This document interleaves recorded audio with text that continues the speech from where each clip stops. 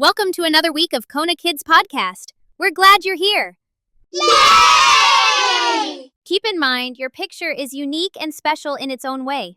When we say marker, you could be using a pencil or crayons or an iPad.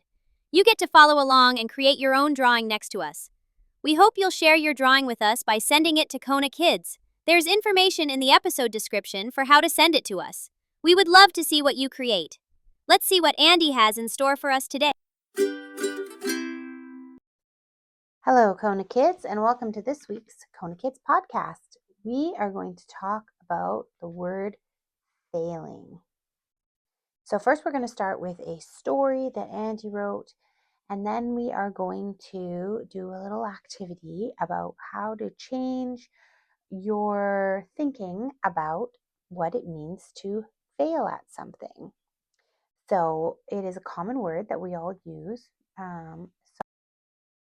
slightly so that we don't have such powerful the word failure. We're going to use it instead as a message to ourselves of what we could do differently or where we can improve or what information we need in order to succeed. Okay, so sit back and relax and let's hear a story by Andee. I Failed by Andee Dale. Today I start a new grade. I'm feeling really nervous about it. In previous school years, I was at a really small school and had the same friends since preschool. But this year I moved schools and I don't know anyone. At the start of the day, I stood outside with my dad waiting to go inside. They had large lists on the outside of the building telling us what class we will be in and our room number and teacher's name. I found my name a bunch of other kids that I don't recognize. My dad said, "Room 102, Miss Baxter." I had no idea where room 102 was or who Miss Baxter was. At 8:15 a.m., the school principal came out and said that they would start calling classes into the building. I looked at my dad and started to feel really nervous.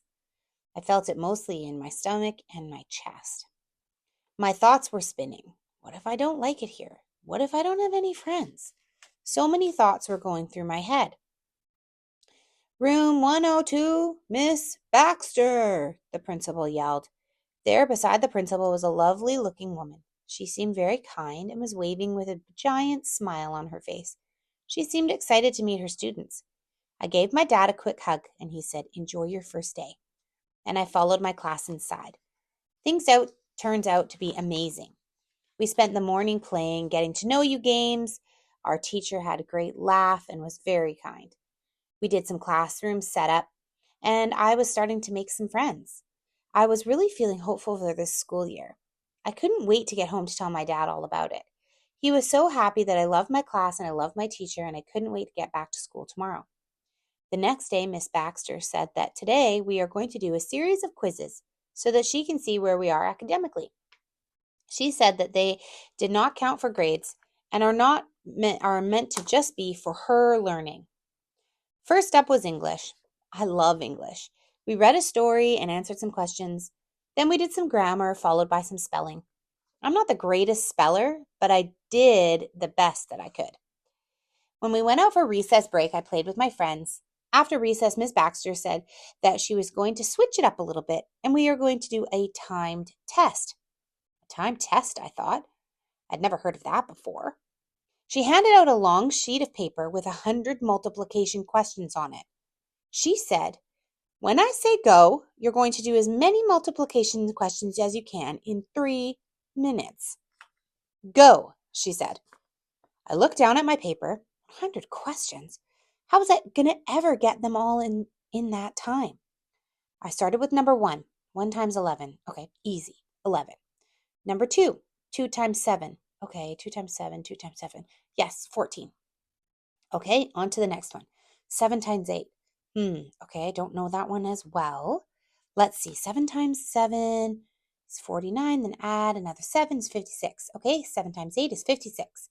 That's the answer. On to the next one. Number 4, 5 times 6. Easy. 5, 10, 15, 20, 25, 30. Yes, 30.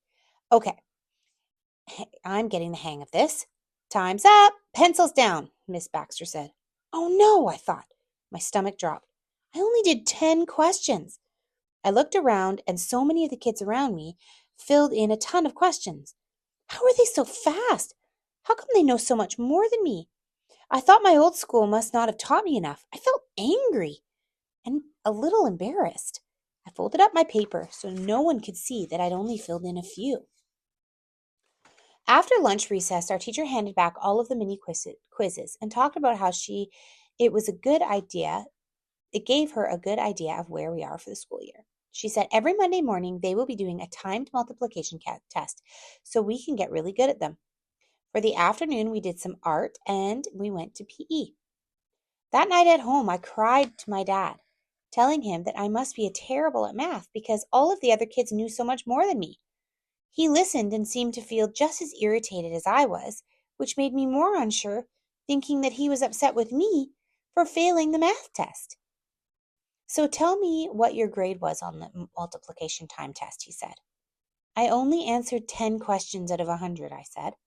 Okay, and out of those 10, how many did you get right, he asked. 10, I said. So out of the questions you completed, you got 10 out of 10. All of them correct, he said. Yes, I said, that's right. Okay, so it sounds to me like you don't know how to play the game. Not that you don't know multiplication, he said. Play the game? I asked. It was a quiz, not a game. Yeah, taking a test is kind of like playing a game. There are strategies you can use. There are things you can try to help yourself. Have you ever taken a time test before? He asked. No, I said. Ah, okay. So let's talk about some strategy, he said. My dad and I talked about how the Monday multiplication tests could go better.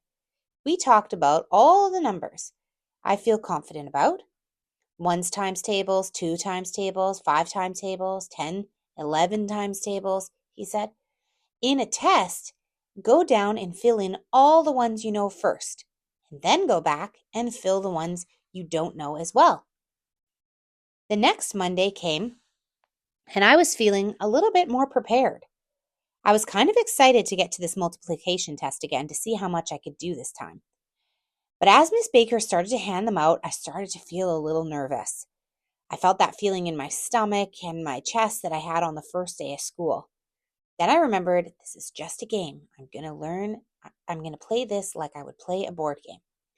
Miss Baxter handed it out and set the timer. And go, she said. I quickly went through and filled out all the 1s, 2s, most of the 3s, 5s, 10s, and 11s times tables. Once I had done this, I started to work on the ones I wasn't as confident about. Time, she said. This time, she didn't mark it. We had to mark our own work. We went down the list and read out the answer. I improved so much from last time. I went from 10 correct last time to 68 correct this time. I felt so proud of myself. I couldn't wait to get home to tell my dad about it. You nailed it, he said excitingly. I did. Thank you for teaching me some strategies, I said. Anytime, he said. Now that you know about that trick, it will be easier to do many more tests and quizzes this school year because you're able to feel more confident about what you know versus what you don't, he said. I agreed. I was feeling more ready and confident about doing these Monday quizzes now. You had said that you'd failed, my dad said. That's a really negative word. I wonder if when you struggle with something, you can think of it as what to do, what I need to learn versus what I didn't do. I think I will do that next time because I do know it. I just didn't know the strategies. You would also know it all if you were given more time, I bet, he said. Yeah, I said, I could figure them all out, but I just couldn't do that in 3 minutes, I said. Right. So we need to be cautious when we think of failing at anything. There might be other ways you could do it, but not in that exact moment or on that exact day in those exact circumstances, he said. So we need to be cautious what we're telling ourselves because sometimes it's not that we've failed. It's that the situation isn't set up for our success. Right, I said, feeling more and more confident in myself. I'm feeling really proud of myself for trying again and seeing that I can do better. Next Monday, I hope I get more than 68 because I think that if I practice, I'll get faster at being able to solve those questions. Absolutely, he said. And sometimes when the first time we try anything, we almost always don't pass, or we almost always fail, if we're going to use that word. We have to remember that we're not perfect. No human is. So the more we do something, the easier it gets, the more our brain will be able to do it. So remember, when we go into a test or a quiz or something new, remember that we don't have to be perfect. We don't have to know it. We just need to try. And then once we know what we're up against, we can strategize and try again. And inevitably, we will do better the second time, third time, fourth time. Humans are always learning and developing, he said. Thank you, Dad. I feel much better about these quizzes. The end. Okay, Kona kids, have you ever had an experience like the girl in the story? Have you ever failed a test or a quiz at school or a spelling test or something where you think, oh my gosh, I'm feeling so unsure? What we're going to do is we're going to do a little bit about what the dad did in this story is to help to strategize. So when you don't know something, or let's say you get disqualified from a race or an event at your dance competition or your swimming competition, or you don't pass a math test like the child in this story, what is the strategy that we need to do so that we can be better next time?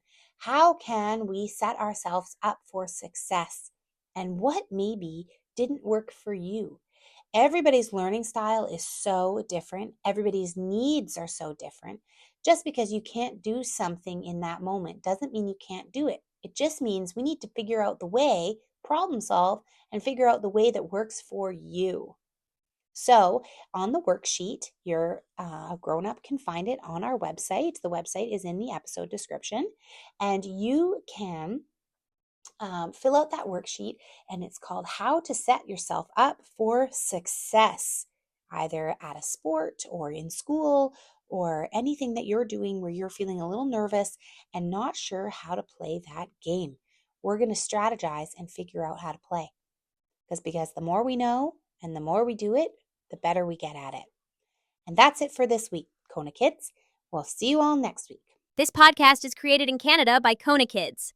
Your host is Andee Dale, a registered clinical counselor. Please remember this is for entertainment and educational purposes and not clinical advice.